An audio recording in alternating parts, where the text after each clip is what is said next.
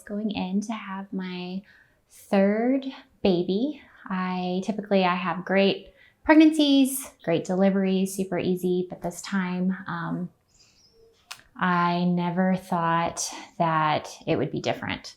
I never thought I was going to lose my life that day. I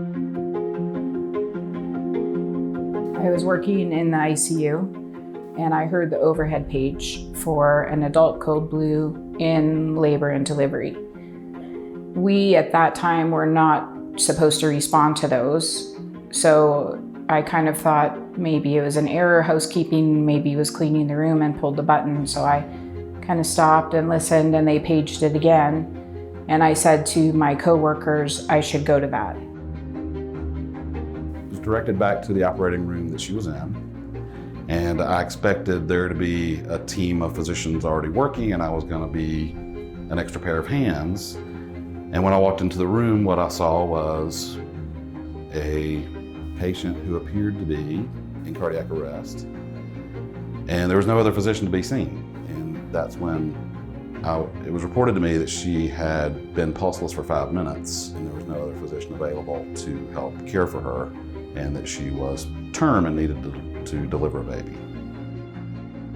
Once Nicole got into the OR, we got her from her bed onto the OR table. We didn't have a doctor there. We were doing compressions. Her IV had just fallen out as we had transferred her from one bed to the other. So we were working on trying to get another IV in. I was doing compressions. We were getting the code team there.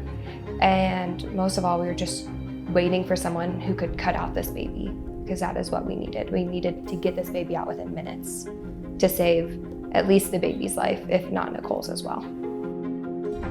When we first came in, this was a patient who had kind of more or less expired, and we needed to replace her blood volume aggressively. We need to resuscitate her, get her, do the standard CPR sort of maneuvers, and to include medications and chest compressions and everything else. And so that was the first focus of mine, was just to get blood products administered and to do what we could to get a heart rate and get her back with signs of life.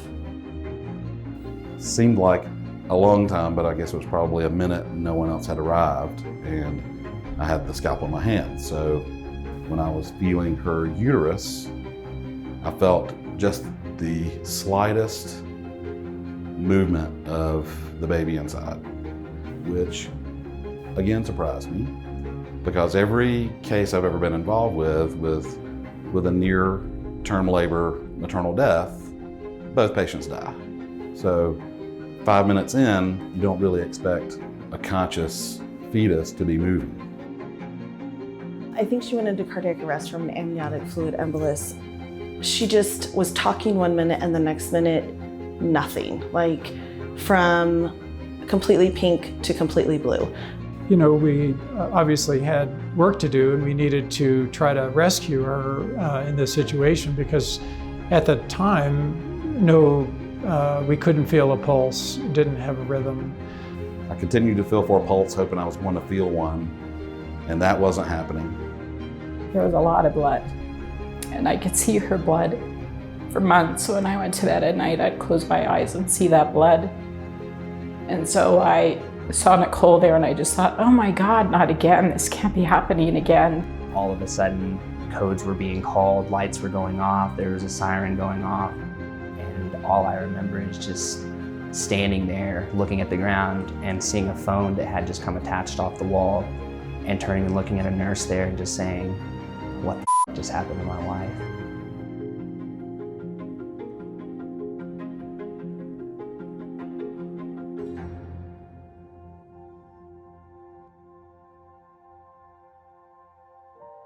I left the operating suite.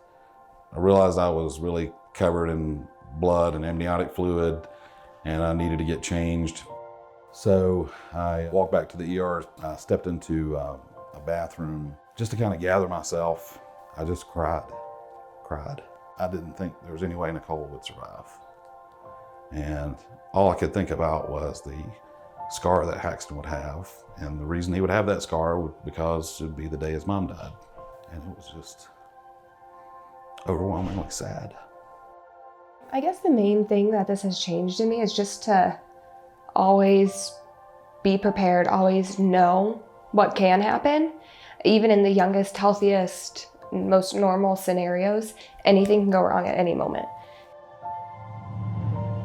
I absolutely think God placed everybody there that day for Nicole, to save her life, to save Haxton's life. It was not their time to leave this world, and I think God knew that, and God just arranged it in the way that it was meant to be.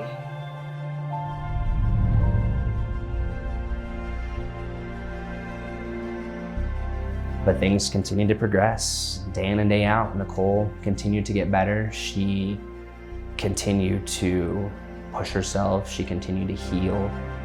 The best thing we can do to help patients like Nicole in the future is to be prepared for that rare, unpredictable, sudden maternal heart, cardiovascular lung collapse.